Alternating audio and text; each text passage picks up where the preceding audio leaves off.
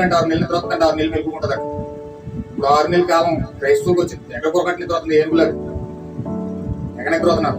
ఎందుకంటే ఇది కొరకబట్టిన తర్వాత కాలం, లౌకిక సంఘాలం, గట్టిగా చీకటి కమ్మిన కాలం. మెలుకు లేదండి. టైటస్ వచ్చి ఆల్రెడీ అలజడి సృష్టిస్తున్నా మెలుకు లేదండి ప్రజలకు. అసలు ఏ మాత్రం చలనం లేదండి. అసలు దేవుడు అప్పగించడా, వదిలేస్తాడా? హల్లెలూయా. దేవుడు అన్యాయస్తుడు కాదు. సృష్టి ఎవరి కోసం ఎదురు చూస్తుందండి? ప్రకటన గ్రంథం తెరవబడిన వారి కోసం, వాక్యం ప్రత్యక్షపరచబడిన వారి కోసం సృష్టి ఎదురు చూస్తుంది. ఎందుకంటే ప్రకటన గ్రంథంలో విమోచన ఉంది. నీ విమోచన, నా విమోచన ప్రకటన గ్రంథంలో ఉంది. ఈ ప్రకటన గ్రంథం ఎప్పుడైతే మనకు తెరవబడుతుందో, విమోచన ఎప్పుడైతే మనం పొందుకున్నామో, ఆ నువ్వు విమోచించబడి సృష్టిని విమోచించాలి. అందుకే నిన్ను నీకోసం ప్రసవ వేదంతో మూలుగుతుందట. ఒక గర్భిణి నెలలు నిండిపోయిన గర్భిణీ స్త్రీ రాత్రి మంచం మీద పడుకుని మూలుగుతుందట, నొప్పులు భరించలేక. చూడండి, నొప్పులు వచ్చి ముందు మూలిగినండి. చుట్టుపక్కల ఉన్న 80 పక్కన కూడా ఏడు చేస్తారండి. ఆమె బాగా చూడలేక.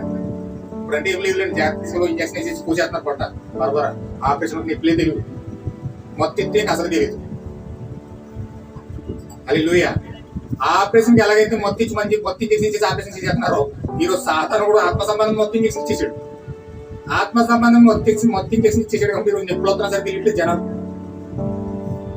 ఆపరేషన్ చేసి నాకు ఆపరేషన్ చేశారు. ఆపరేషన్ చేసి ఒక పావుగంట ముందు ఇచ్చారు మొత్తం. ఒక పావుగంట మొత్తం ఇచ్చేస్తే నేను ఇలా ఇక్కడి నుంచి ఇక్కడ ఇచ్చాను మొత్తం. ఇక్కడ నుంచి తెలియట్లే. కాలు ఇలా లేపేస్తున్నారు. నా కాలు ఇంత లావు అయిపోయినట్టు అనిపిస్తున్నారు. ఇంత లావు ఉందేమో అనుకున్నాను నేను. ఇలా లేపేస్తున్నారు, కింద పడేస్తున్నారు, దెబ్బల్ని పూసేస్తున్నారు, బరబర చుట్టూ కుట్టేస్తున్నారు. ఏం చేస్తున్నా నాకు ఏం తెలియలేదు. అలా ఉంది ఈరోజు క్రైస్తవులు. ఎన్ని జరిగిపోయినా, ఎన్ని జలజలు వచ్చినా, ఎన్ని ఘోరాలు జరిగిపోయినా, ఎన్ని హెచ్చలు జరిగిపోయినా, ఎన్ని మీదడిపోతున్నా సరే, ఎన్ని ప్రాబ్లమ్స్ వచ్చేస్తున్నా సరే, టైటస్ తరం కోసమైనా సరే చలనం లేదు ప్రజలకి. ఎందుకని మొత్తం చేసి ఇచ్చేసాడు సాధారణ. హల్లెలూయా. అందుకే ఈ సృష్టి వారి కోసం ఎదురు చూడలేదండి. ఎవరైతే విమోచించబడాలని కోరుకుంటున్నారో, ప్రలాపిస్తున్నారో, ప్రసవవేదన పడుతున్నారో వారి కోసం సృష్టి ఎదురు చూస్తుంది. అది మనకు తెలియాలంటే ప్రత్యక్షత పొందుకోవాలి. యేసుక్రీస్తు యొక్క ప్రత్యక్షత మన జీవితంలోకి ఎప్పుడైతే వస్తుందో, అప్పుడు మనం ఈ మొత్తం నుంచి తేరుకొని ఆ యొక్క ప్రత్యక్షత పొందుకొని, విమోచన పొందుకొని, అప్పుడు మనం దేవుని సన్నిధిలో సృష్టిని విమోచించే స్థితి మనం అయిపోతాం. హల్లెలూయా.